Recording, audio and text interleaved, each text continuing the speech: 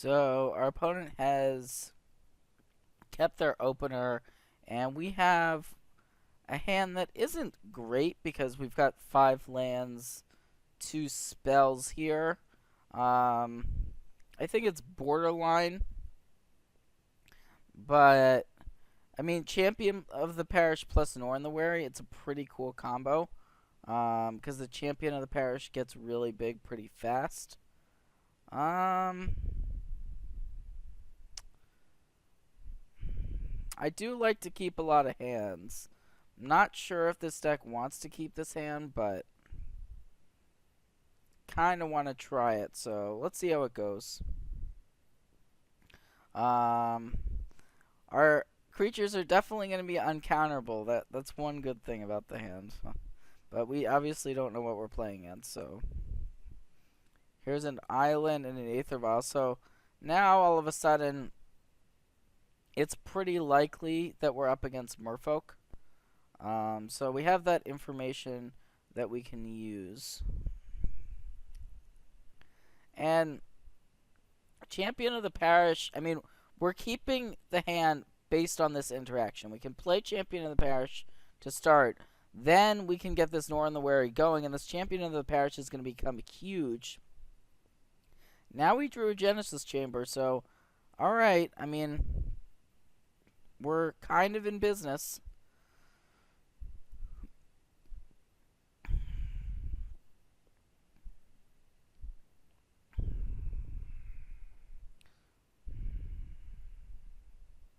So the Champion of the Parish is going to come down here, and it could be a bit of a race. Now, we're hoping that our opponent doesn't have something like a Spreading Seas plus Island Walkers to kind of get past us, because what we can do is we can create a lot of 1/1s potentially, but we have to be worried about our opponents being on a similar plan. So Norin the Wary plus Genesis Chamber is also pretty good. So we've got some of the better combo cards in the deck, in our hand right now.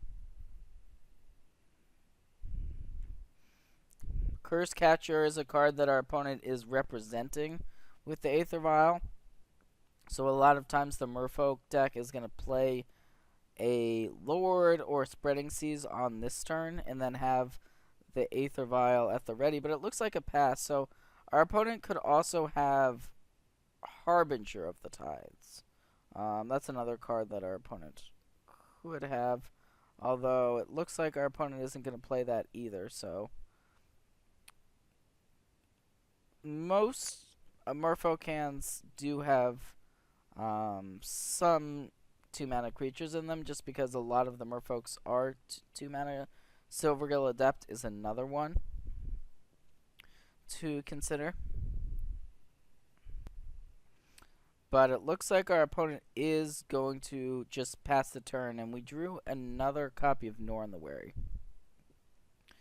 So, not exactly what we were looking for because they are legendary, but I like playing this copy of Norin to be able to pump our Champion of the Parish. And now what our opponent could have is something like a Dismember or a Vapor Snag for our Champion of the Parish, just to slow it down a little bit. But one of the nice things about this type of deck is your opponent is really not going to have any idea what's going on. And that does seem to be the case. Our opponent's thinking, and okay, so our champion is going to enter play. But it's pretty obvious our opponent has something that they can play at this point. And so Harbinger of the Tides, it's a pretty common card that our opponent could have, but I still just like attacking for 2 here. The Norin the Wary is gonna come out, and so that's gonna mean that our champion could get bounced by something like a Harbinger. But it could also just get dismembered here pretty easily. But it looks like instead, wow, so our opponent has Rattle Chains. So, not really what I was expecting. And maybe we aren't up against Merfolk, so definitely taken aback by this development. So our opponent has the option of making this block, and it looks like that is going to happen. So that's pretty unfortunate. Definitely did not see it coming. So was taken a little bit off guard there, but it's okay. Now we at least have some inkling to what's going on. Our opponent has Rattle Chains in their deck, so that means we're probably up against other spirits as well to go alongside that Rattle Chains.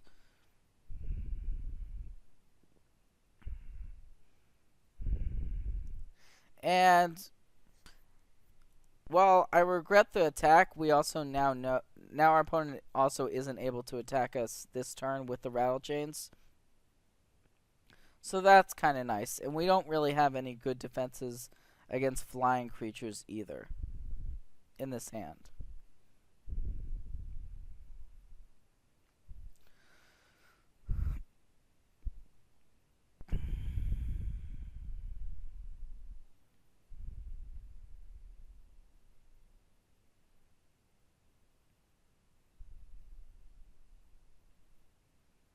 Alright, so now we have to be thinking about cards like Spell Queller is a card we have to be thinking about. It's definitely cards we want to think about. I liked starting off with an attack with the Norin just to see if our opponent does anything. But it looks like our opponent is not going to do anything, which definitely makes sense. And so now we can try to get this Genesis Chamber down. And we still have Genesis Chamber plus Norin the Wary. So that's a pretty powerful combination.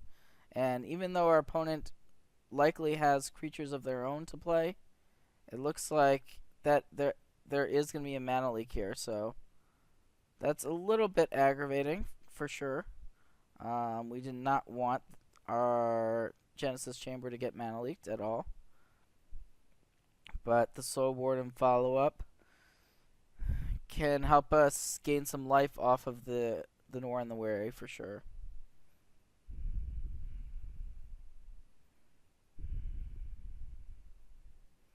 I guess not only do we have to beware of Rattle Chains in Standard, but in Modern it sees play in Banned Spirits, and you know what? Against Island Aether Vial, I was not at all expecting Rattle Chains to come down, and so that's why I made the attack with the Champion of the Parish, but you live and you learn. Our opponent was able to catch us off guard, and that's one of the added values of playing a deck with a Rattle Chains in it, is because your opponent isn't going to expect it as much. And so now we have to be worried about all sorts of flash creatures, plus these Aether Vials. So unfortunately, we just don't have that much gas. Now our opponent does only have 2 cards in hand, but there's not that much we can do here besides just pass the turn and see if our opponent wants to do anything or not. So cards our opponent definitely could have: Spell Queller. We already see the mana leak, so we know that counter spells are also an option.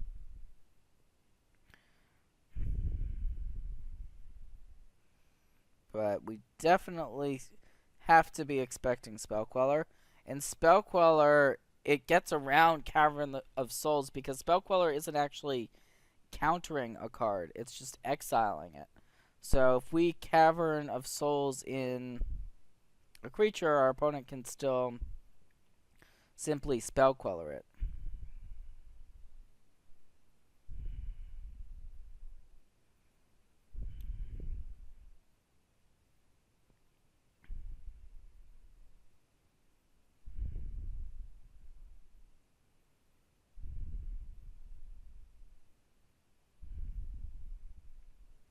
So it looks like this is most likely the modern version of Blue-White Spirits.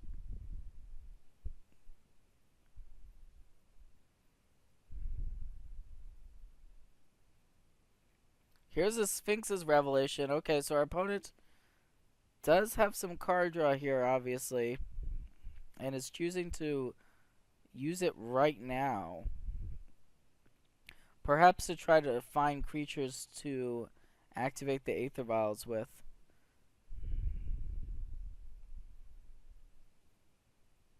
But it also means our opponent probably didn't have any more lands, or else they would have maybe waited for the potential to Sphinx's Revelation to draw more cards.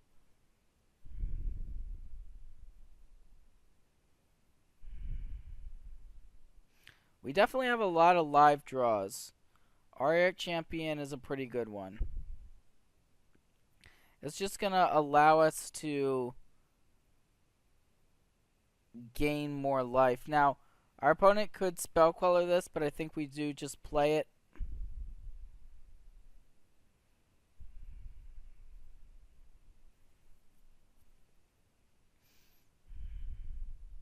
So, yep, our opponent's activating the Aether Vial with 3 counters on it, and there is the Spell Queller.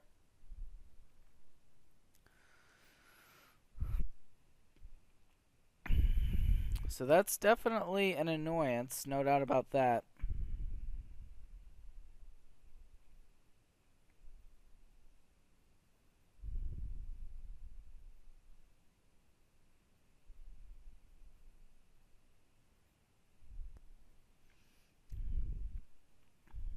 So we've already got our 2 caverns on human, so we don't really need the third one to name human. So I'm just going to name soldier with it. And we're still in a fine spot. It's just going to be if we can get one of our more important combo cards on the board, or into play rather, we should be able to win this game.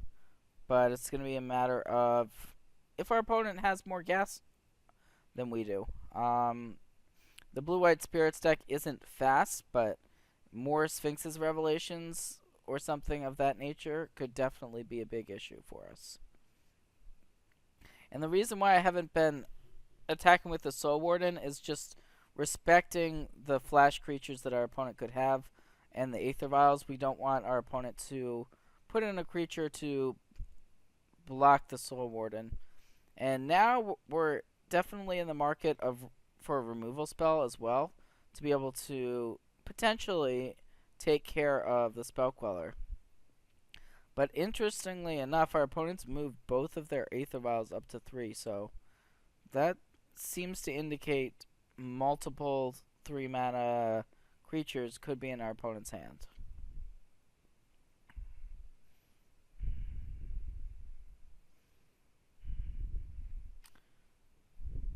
But this attack with the Spell Queller is more or less just for 1.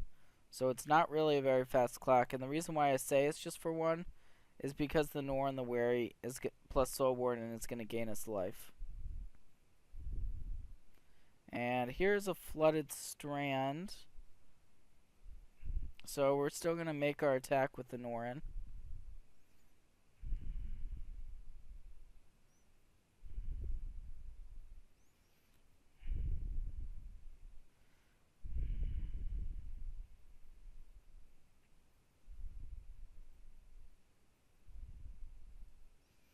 So our opponent's definitely going to need to find more pressure than they have right now. And here's an Aether Vial getting activated. So we'll see. Okay, it's a Geist of Saint Traff, so that is definitely a worrisome creature. It presents 6 damage on its own. 5 essentially if you include the Soul Warden, because we gain 1 life from the Angel entering play. But still not what we want to see at all.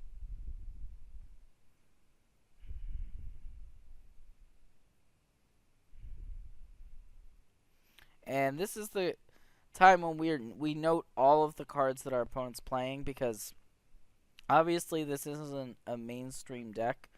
The Blue-White Spirits control-ish deck that our opponent's playing. So we definitely want to take note of everything we see here and not to make this, like, making a mistake once, running our guy into rattle chains, okay, like, understandable, but we definitely don't want to make the same mistake again once we already know what our opponent is working with.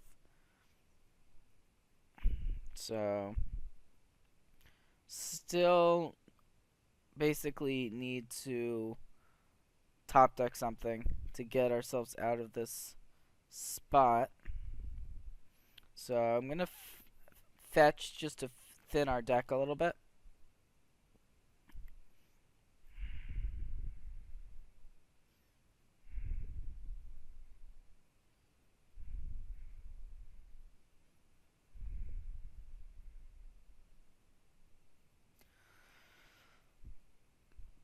Okay, here's an Ajani's Primate.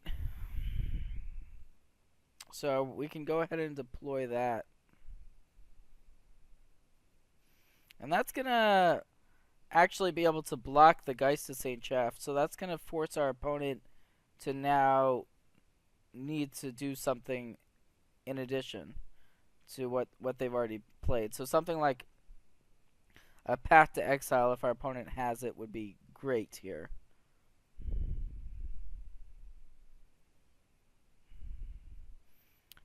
But otherwise, this Ajani's Primate is going to get really, really large really quickly, so that's good news for us.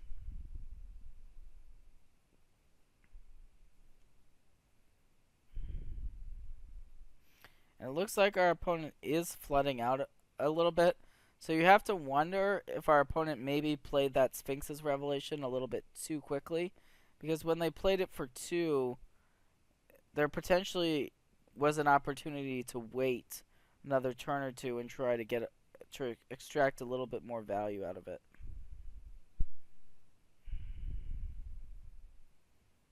So our opponent attacked. We don't really mind that. Now the Ajani's Primate is just getting larger and larger. And here's a Ranger of Eos. That's a great draw for sure. So we can go ahead and cast our Ranger of Eos here.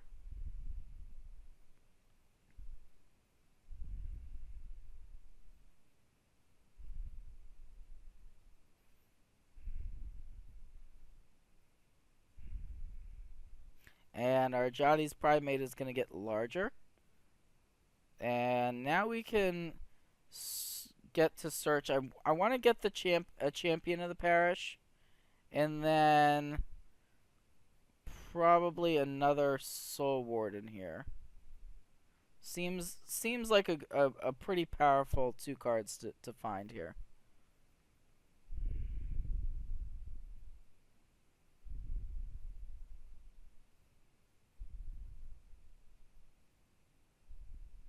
And now we're going to be at such a high life total that our opponent's now going to need like a board sweeper or a really game-changing effect to be able to get past what we've got going on here.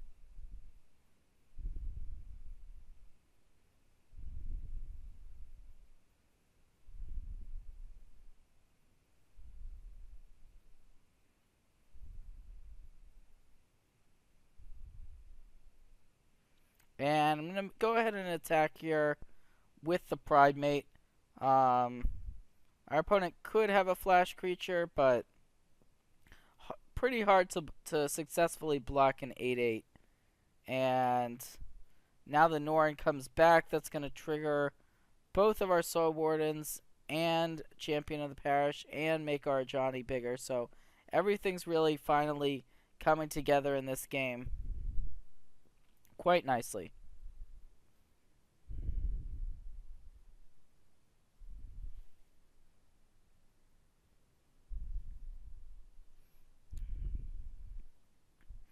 So our opponent, it looks like our opponent doesn't actually have that many creatures, yet they do have a couple of Aether Vials and Cavern of Souls. So definitely intriguing deck that we're up against. And here's another Ajani's Primate, so we can just go ahead and immediately play that.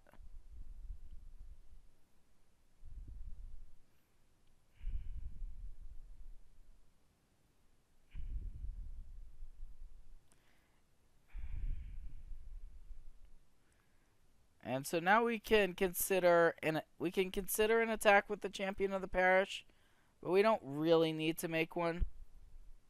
We're definitely going to attack with our large pride mate.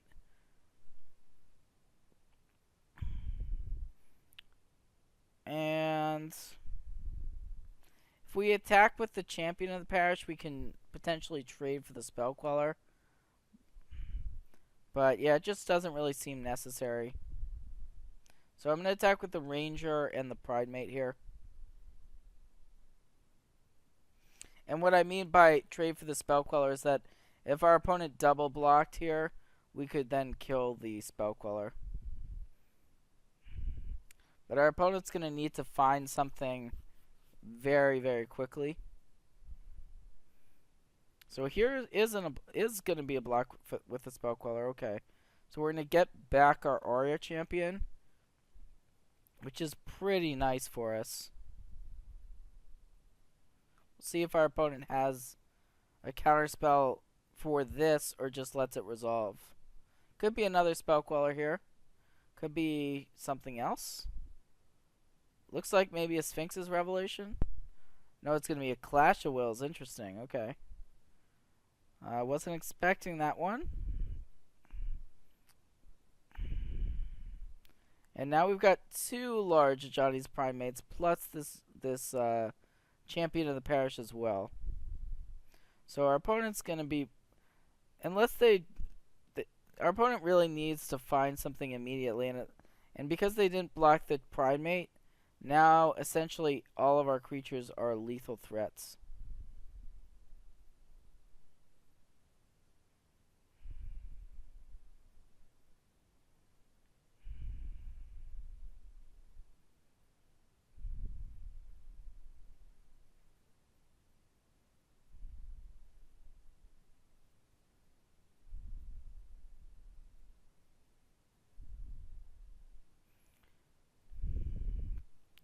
So, yep, just gonna go ahead and attack with everything, force our opponent to have something, which pretty unlikely that they do have something that can get them out of this. Here's a Path to Exile. That's gonna take care of one of the pride mates.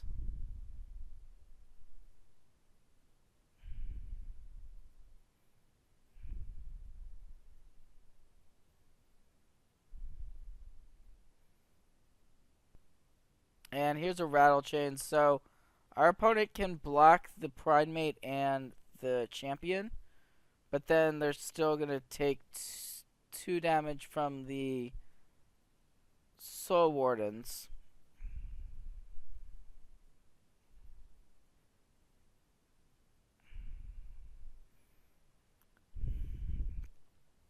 So our opponent did have Path to Exile. Pretty sure that our opponent just drew the path, though, because otherwise they would have probably wanted to use it earlier. So we're going to think about sideboarding here. We actually don't need to sideboard all that much here. We really don't. I like the Thalia, so we can board that one in. But our deck is actually pretty well set up for this matchup. Aria Champion, it's worse than the Soul's Ascendant and Soul Warden. So we can take one of those out if we want to. Kind of like taking one out. Don't think we want Blood Moon. Our opponent's got basics. Wear Tear seems unnecessary. So yeah, I don't think we need to change our deck too much. I like the Genesis Chambers still, I think. A big part of our game plan is to just get a Norin the Wary into play and then get a bunch of value off of it. Return to the ranks. It's not great in this matchup, to be honest, against cards like Path to Exile and Spell Queller. I guess we could cut one. I guess I'm fine with cutting one return for one Auric champion. But our opponent could have sweepers on the other hand. Hmm. Alright, I mean, let's try this.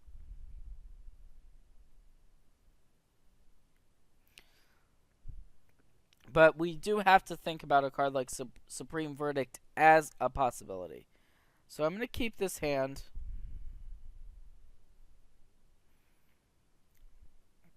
Not the best hand for sure. But we're not looking to draw more lands, that's for sure.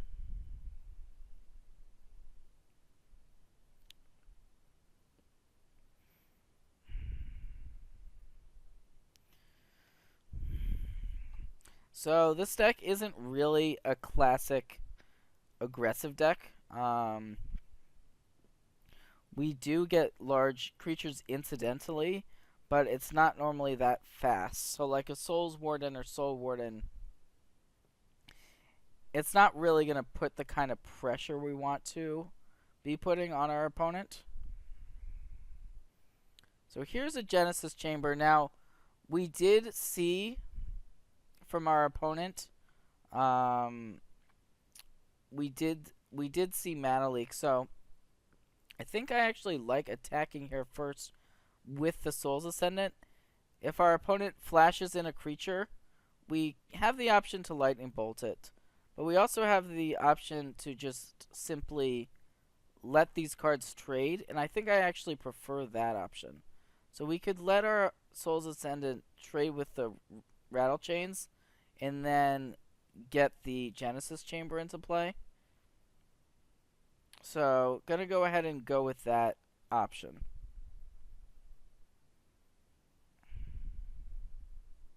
Now, we are gonna need to draw more creatures, or else our own Genesis Chamber could be better for our opponent, but let's hope that that does not happen, and that the Genesis Chamber ends up being good for us. But we still have to be thinking about cards like Spell Queller and Mana Leak and other spells that our opponent could have.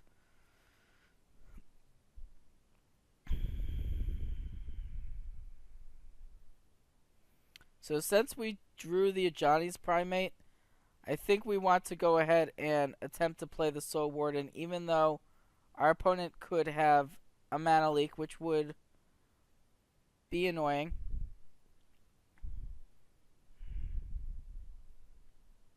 But now that our opponent didn't Mana Leak the Warden, I think we just want to go ahead and play the Primate.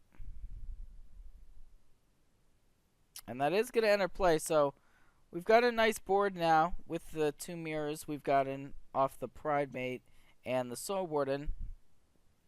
And of course our life total is in quite a nice spot. And the Primate is now going to be a real threat. Although our opponent could certainly have something like a Path to Exile here in order to get rid of the Primate, and it looks like that is going to be the case here. So we have to actually think about how many basics are left in our deck. We've only got one basic left.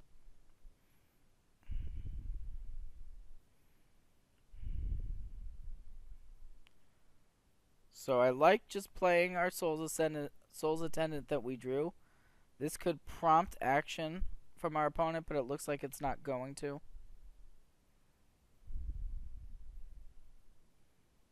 So I'm not really interested in attacking with the Soul Warden itself because of flash creatures.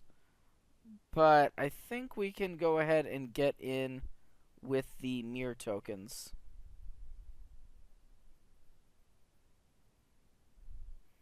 Alright.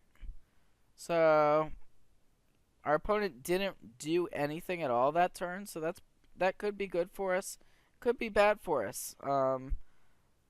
Definitely, I don't think we had the option to play around a Wrath effect here, but if our opponent has one, it's definitely going to be very good.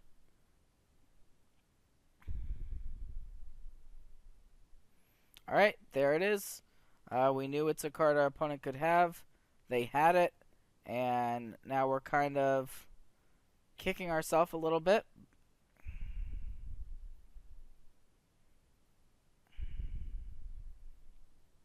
So we'll see if we're able to rebuild from the Supreme Verdict or not. There's a Soul Warden, which is a start.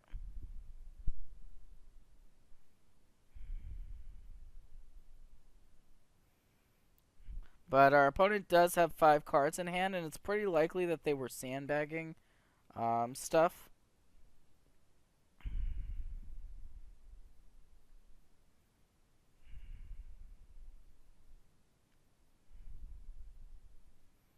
And so we definitely don't want to run into the second Supreme Verdict, that's for sure.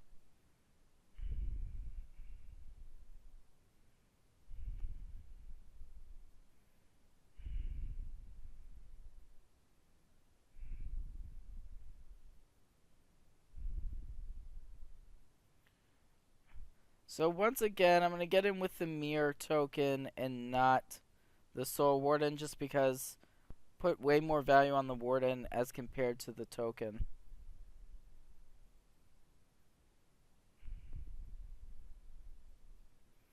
So our opponent not doing anything again is also suspicious.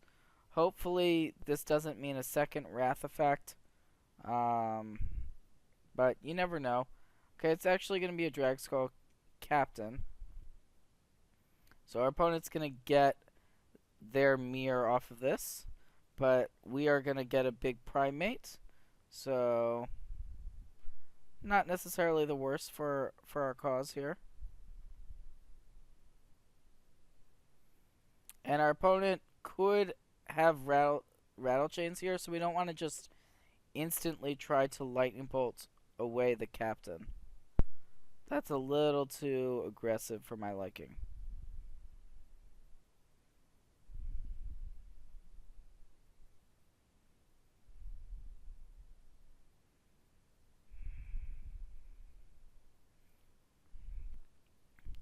Well, we're definitely at a nice life total.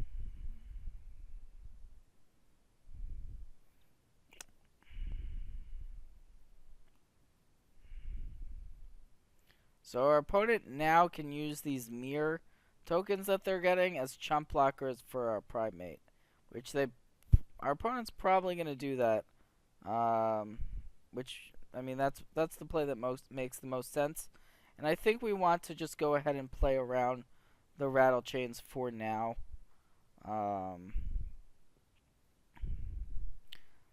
Don't want to fire the lightning bolt off on this captain and get rattle chains. It's just not really worth it. Here's a declaration in stone. Interesting. So that's going to give us 2 clues. So just going to let that happen. And we're going to be able to draw some cards here.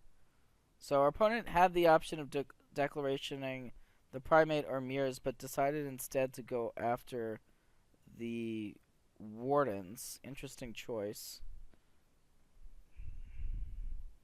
So we drew a Norin the Wary. That's quite a nice card to have here for us.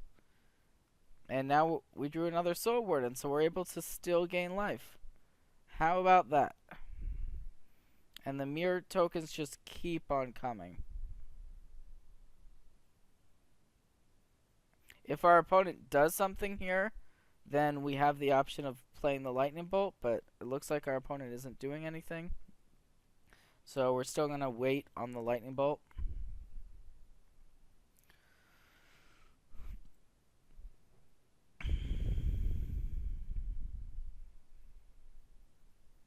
And now the Ajani's Primate is so large that our opponent really has to find some way of dealing with it.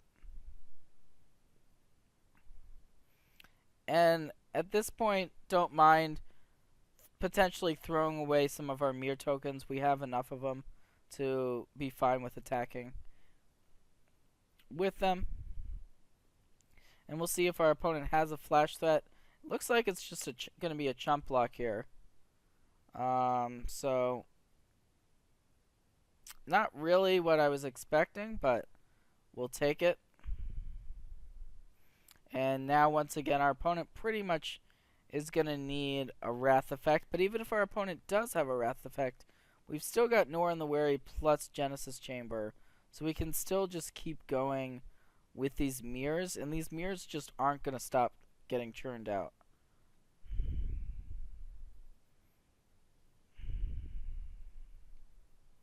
And that's one of the nice things about Norin the Wary. It doesn't actually attack or block, but it can combo off pretty nicely in this deck. So now it's exiled, and our opponent is going to get a shot here to draw into something with the Serum Visions.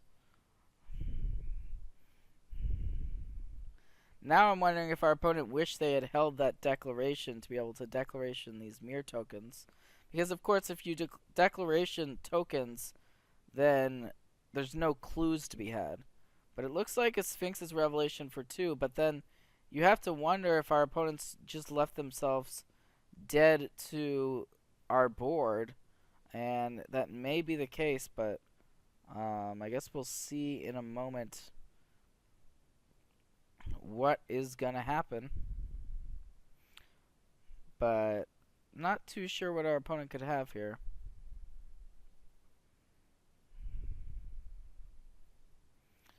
The Ajani's Primate is up to a 16-16 now. Wow. You can really see how these effects can start to snowball very quickly.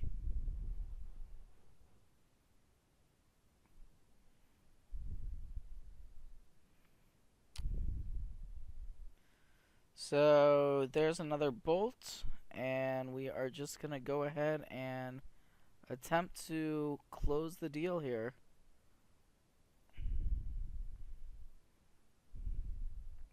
And this should end things here. Our opponent's completely tapped out. Not too much that can be done. And so that is going to do it. Our opponent really didn't seem to have too much of a shot that game.